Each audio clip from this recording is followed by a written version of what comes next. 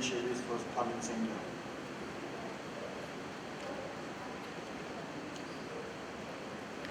I'm quite excited today to share with you how Cummins has been actively engaged on Path to Zero, on contributing to the journey for Path to Zero globally. Climate change is the existential crisis for our generation. We must act today. The earth depends on us to do this and go back. Our kids and grandkids would start questioning us, looking back, as to what we did about this problem in solving this problem. We believe this is a big challenge for us globally, and Cummins is in a well positioned to address this challenge by contributing in a significant way to address the climate change issue.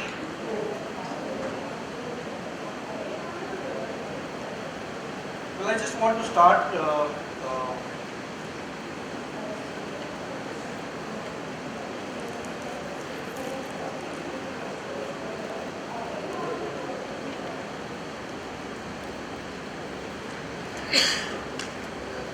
technical issue.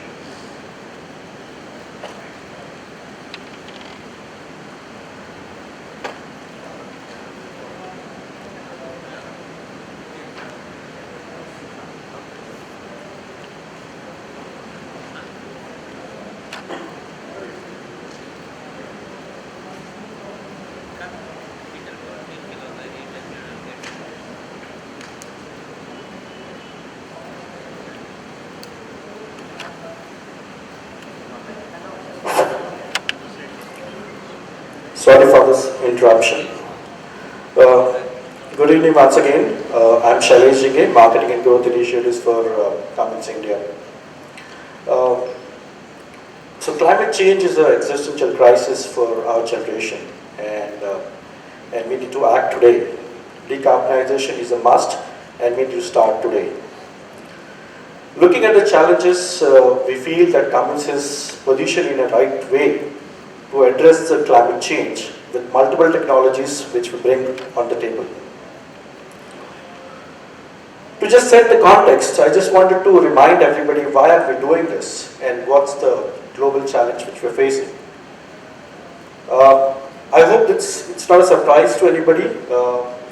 As per the climate agreement and scientific research is done, the entire world is trying to limit the temperature increase up to 1.5 degrees. And I believe with scientific researches which have been published after that, since 2016 when this was announced, we've already passed 1.5 degrees. And now the new target what we are chasing is to limit the temperature within 2 degrees. Now that's a serious challenge what we have, and the entire world is trying to address this challenge with multiple initiatives. At Cummins, we have launched a similar initiative called Planet 2050, which focuses on decarbonization and climate action. But beyond climate action, we also focus on how do we reduce the impact of the climate change on the communities, and secondly, how do we conserve the natural resources and use them in a more sustainable manner.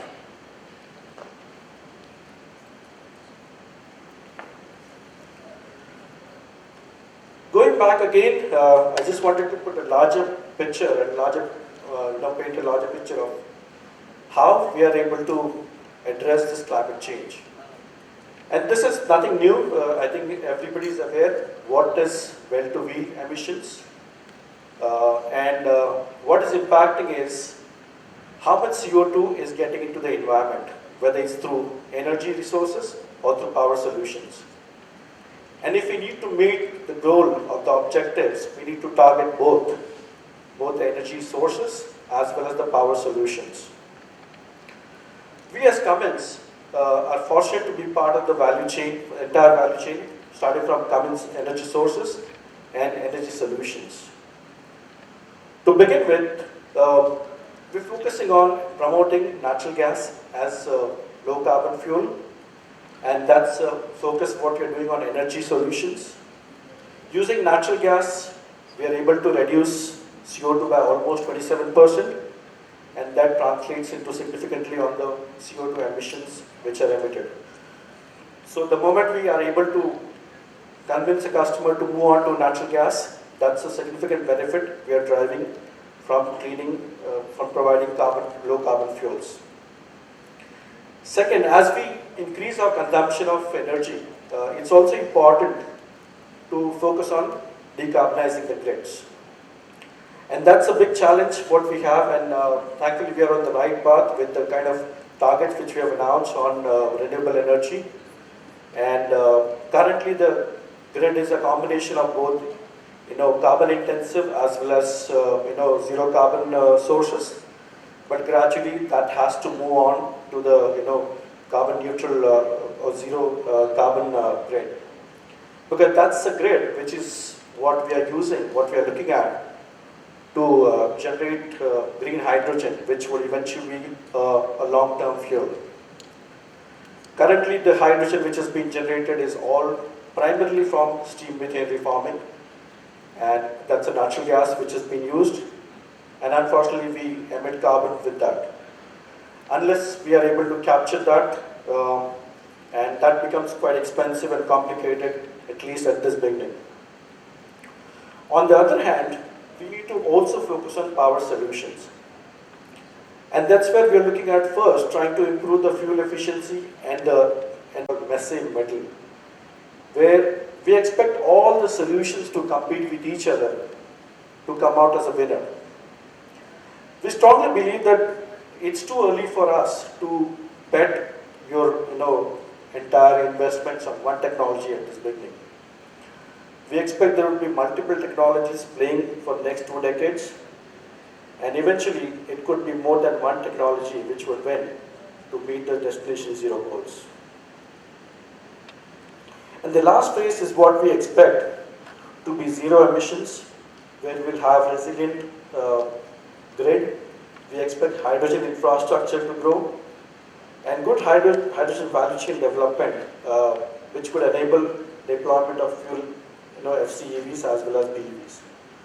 So that's not a perfect answer. We need to keep on revisiting this as the market develops, because we are in a very dynamic situation right now. The last 100 years, where we have been through primarily on the diesel market, we expect the next 20 years will be quite different than what we have experienced so far. And that's a perspective what we see, where different phases which could be seen in next 2 to 3 decades. We could have these are not starkly independent phases.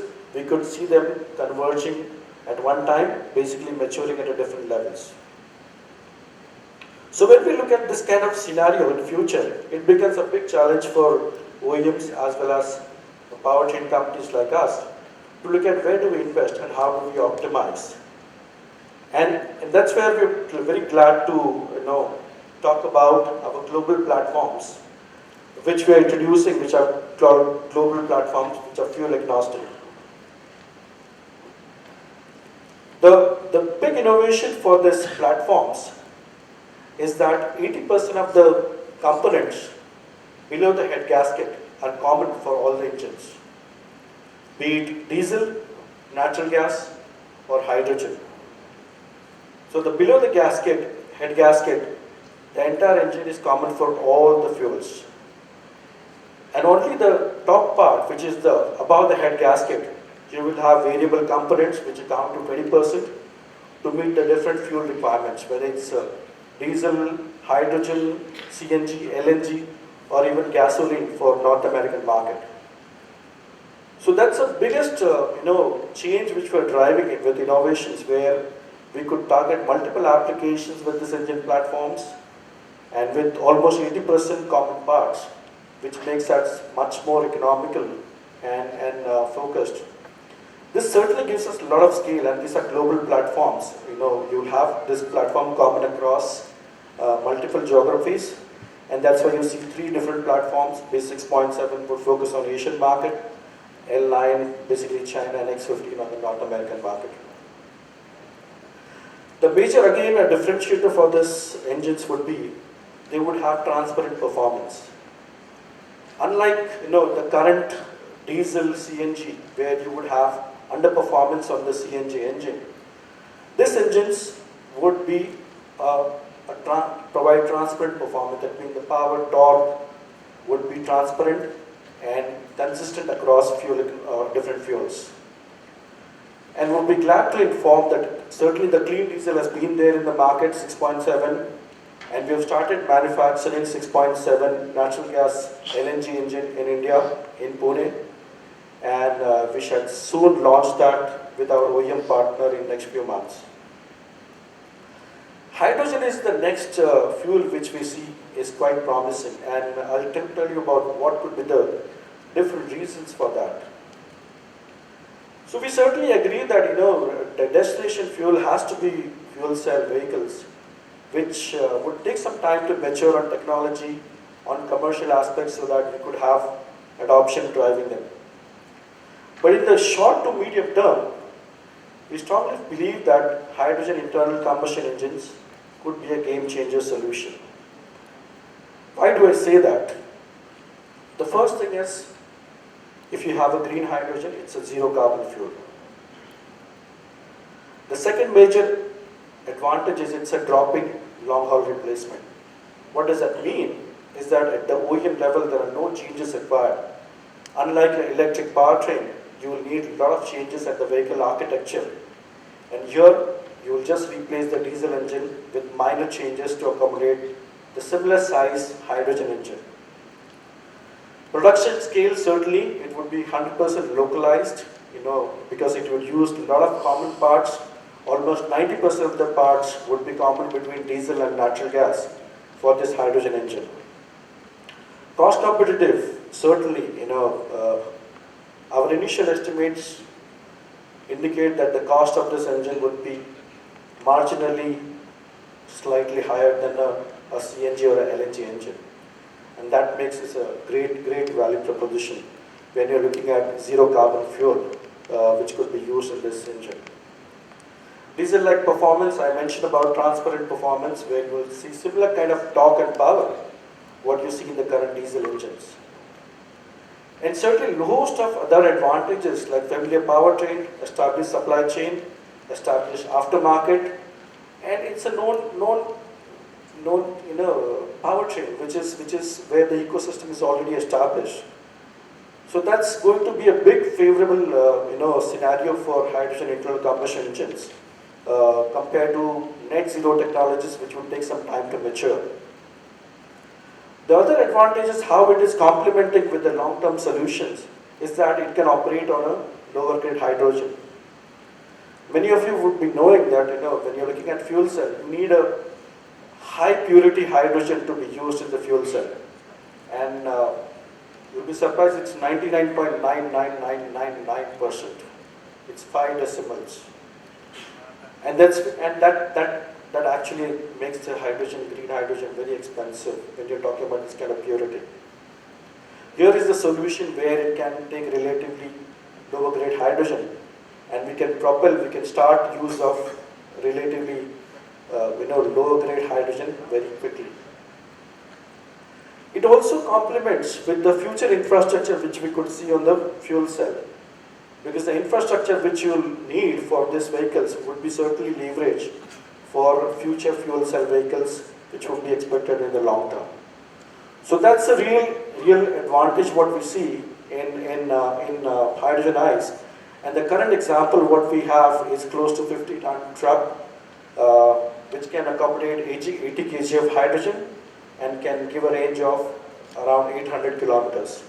Now, hydrogen has a calorific value of almost 3 times that of diesel. So that makes a lot of difference when it comes to energy content from hydrogen, and that helps in meeting the range which are required for long-haul applications. But I also heard about in the morning about a situation where the diesel engine suppliers are only thinking of diesel, not beyond that. But as I said, I don't think that's a scenario which we can live with right now. And we need to think about multiple solutions which could help us in in meeting the net zero destination. And that's how Cummins is also actively working on multiple power solutions beyond IC engines, which is battery, electric, fuel cell, and fuel cell for mobility applications, solid oxide fuel cell for stationary application, and certainly, last but not the least, one of the largest contributors in our new power is the hydrogen generation through electrolyzers. We had a lot of acquisitions, inorganic growth as well as organic growth, where we have added these capabilities in last 10 years, which makes us very strong.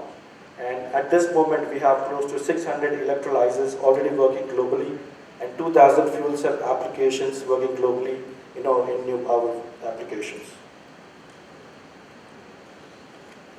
So these are the few glimpses of the achievements what we have on the new power side. We have in 2014, since 2014, we have 20 fuel cell engines provided by Cummins working with the European truck in a retail chain.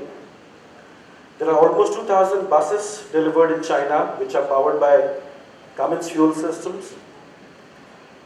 And the first rail application in Germany, which is provided by Alstom, which is again powered by Cummins fuel cell.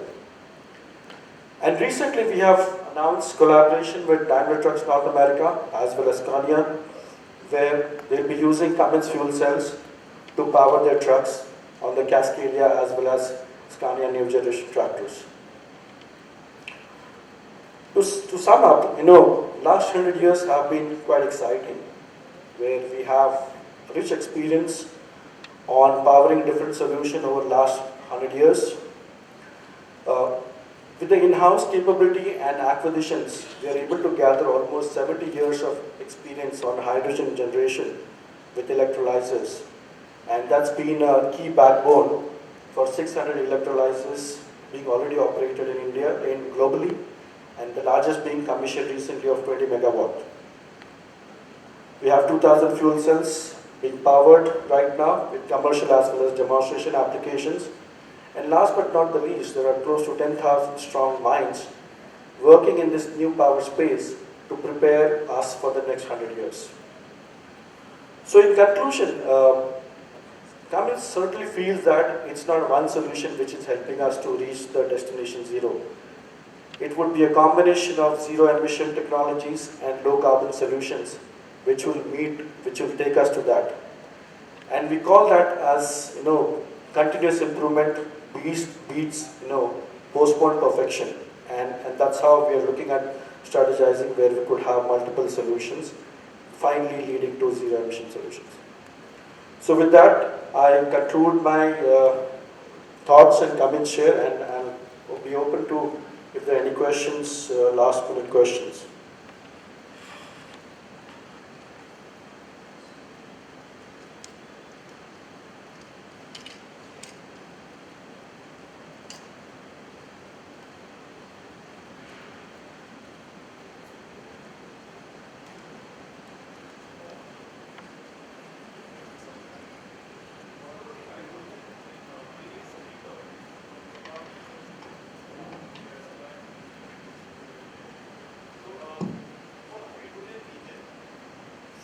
Particularly to hydrogen engine, do we say same IC engine will remain, number one?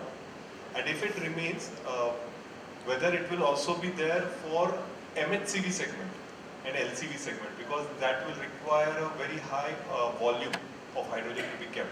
So is it possible in that range also? Or are we seeing hydrogen in only for HCV segment? That is one question. Number two is, when do you see this coming up? Like next 5 years down the line or 10 years down the line horizon? Okay. To answer your first question, in terms of commonization, the hydrogen engine would be almost 90% common with either the diesel or a gas engine. Most prominently, the major components would come from gas engine because it would be a SI technology. In terms of applications, we foresee a primary need on the heavy applications, where you do not have other alternative solutions which could be easily utilized for decarbonization. Like, on the light commercial, I'm sure you will have EVs to be a better solution immediately rather than, going for hydrogen combustion engines. Another area of importance is that we need to look at how do we position the hydrogen engines in terms of infrastructure. We need to look at focusing on high ticket commercial vehicles consuming larger share of diesel, and that would come from the long haul trucks, and that would also help us in complementing the hydrogen infrastructure with the LNG infrastructure which is coming up in future. Instead of spreading out throughout the country for small commercial vehicles, the ideal focus would be look at the large long haul commercial vehicles and focus on hydrogen engines on that, because that's an area where you need high power, transparent performance, and hydrogen engines could be a immediate answer to that. In terms of timelines, we're already testing this engine, and if things go well, it could be as early as 2 years on series production for these engines.